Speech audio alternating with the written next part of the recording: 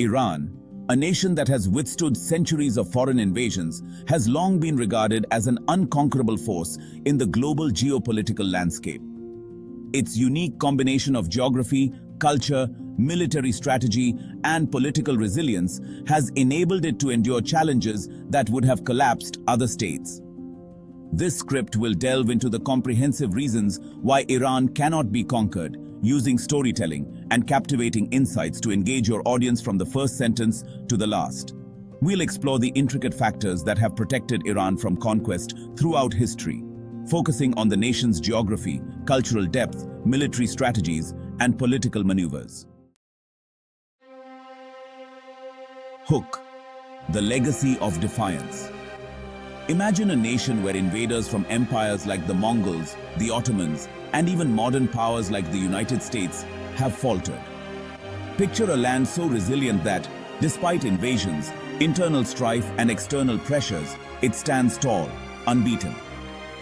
This is the story of Iran, a country that has perfected the art of survival in one of the most volatile regions in the world.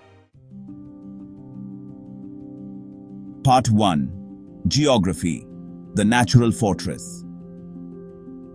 Iran's geographical features play a pivotal role in its defense and have historically acted as natural barriers against conquest. The mountains as defenders.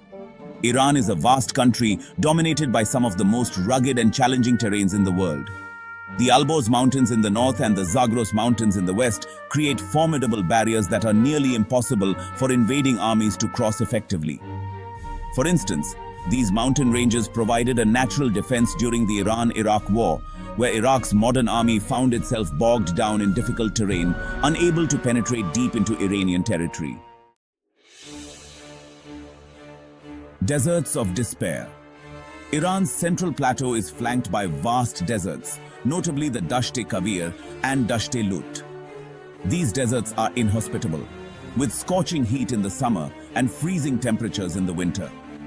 Throughout history, armies unprepared for these harsh conditions have been decimated. The Mongol invasion of Persia is a prime example. While the Mongols initially succeeded in taking parts of Iran, they found it impossible to maintain long-term control over the vast, unforgiving landscapes. Strategic depth. The vastness of Iran. Iran's size gives it what military strategists refer to as strategic depth. With a land area of 1.65 million square kilometers, any invading force would need to cover vast distances across difficult terrain, which complicates logistics and stretches supply lines. This vastness has allowed Iran's forces to regroup, resist, and ultimately repel invaders. Even modern forces with advanced technology would struggle with the sheer size of Iran and the complexity of coordinating attacks across such diverse landscapes. Economic independence. Natural resources as a shield. Unlike many nations that rely heavily on imports for energy, Iran is rich in natural resources, particularly oil and natural gas. This energy independence has enabled it to resist the kind of economic blockades that often precede or follow invasions. In times of conflict, Iran can sustain itself without relying on external resources, which has been a crucial factor in its long-term survival. Part 2. Cultural resilience, the spirit of Persia. Iran's cultural and historical identity is another cornerstone of its resilience. A civilization steeped in history. Iran is not just a nation, but the heart of one of the world's oldest continuous civilizations.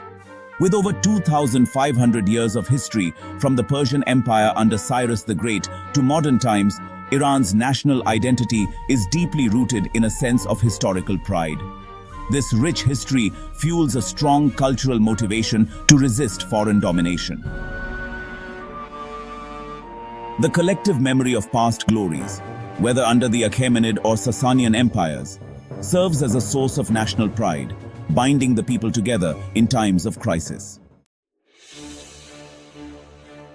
A unified identity. Despite diversity. Although Iran is ethnically diverse, with Persians, Kurds, Azeris, and Baluchis among its population, a strong sense of national identity has historically unified the country. The Persian language, Farsi, and the dominant religion, Shia Islam, act as unifying forces that transcend ethnic divisions. This unity becomes particularly pronounced in the face of external threats, as seen during the Iran-Iraq War, when Iranians, regardless of their ethnic backgrounds, rallied to defend their homeland. Shiite Islam, an ideology of resistance. Shiite Islam, which predominates in Iran, is more than a religion. It is a political and cultural force that fosters resistance. Central to Shiite ideology is the concept of martyrdom and resistance to oppression. This belief has inspired countless Iranians to endure hardship and resist foreign invasions, from the Safavid dynasty to the modern-day Islamic Republic. The 1979 Iranian Revolution, which established Iran as a Shiite theocracy, reinvigorated these ideologies, which have been a powerful tool for national solidarity against foreign powers. Part 3. Military Strategy. Asymmetry is key. Iran's military strength is not based on traditional power, but on innovative, asymmetrical strategies designed to thwart technologically superior foes. The Revolutionary Guard, Guardians of the Revolution.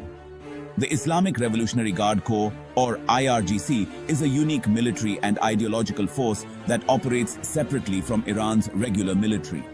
With its own ground, air, and naval forces, the IRGC specializes in unconventional warfare.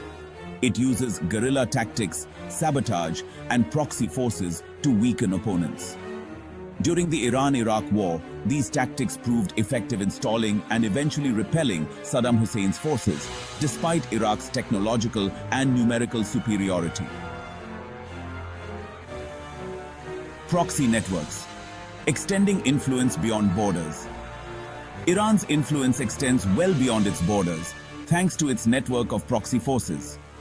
Groups like Hezbollah in Lebanon, the Houthis in Yemen, and various militias in Iraq and Syria act as extensions of Iran's military might.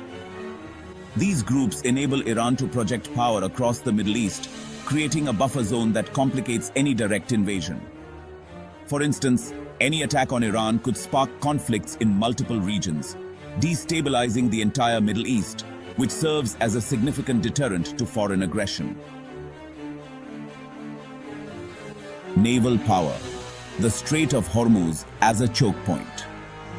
Iran's naval strategy centers on the control of the Strait of Hormuz, a crucial waterway through which about 20% of the world's oil passes.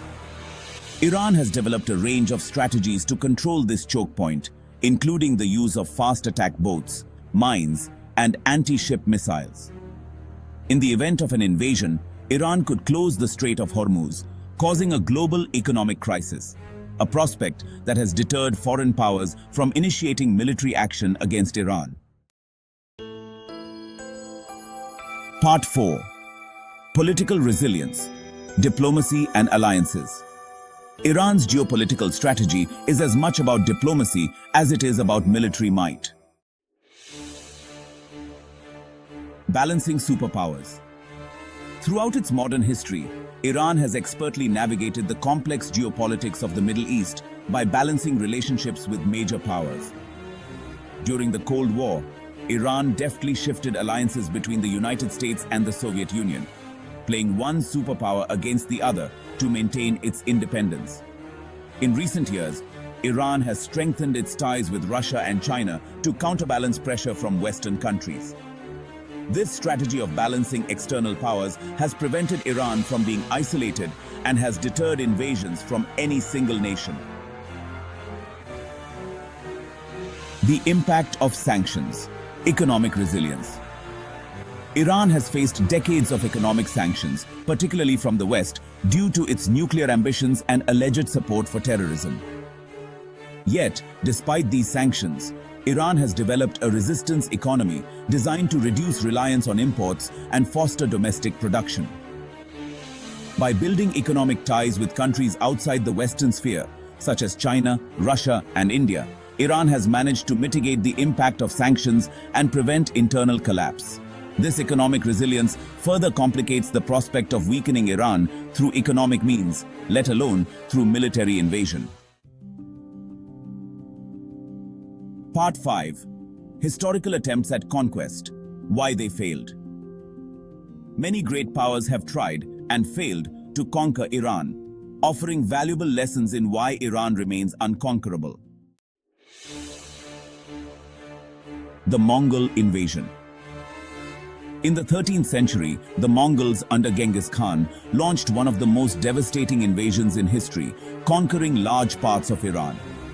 However, their success was short-lived as they struggled to control the vast, diverse, and geographically challenging territory. Over time, the Mongols themselves became assimilated into Persian culture, and their control over Iran waned. The Arab conquest. The Arab conquest of Persia in the 7th century saw the fall of the Sasanian Empire, but rather than erasing Persian culture, the conquerors were largely assimilated. The Persians adopted Islam but adapted it to their culture, which eventually led to the rise of Shiite Islam. Iran's ability to retain its cultural identity despite conquest demonstrates the resilience that has continued to define the country. Conclusion. The unconquerable nation. Iran's unique combination of geography, cultural depth, military strategy, and political resilience has made it one of the most difficult nations in the world to conquer. Its natural defenses, unified identity, and willingness to engage in asymmetrical warfare make any invasion a costly and likely futile endeavor. As we look to the future, Iran's resilience seems set to continue, shaped by the same factors that have enabled it to survive for millennia.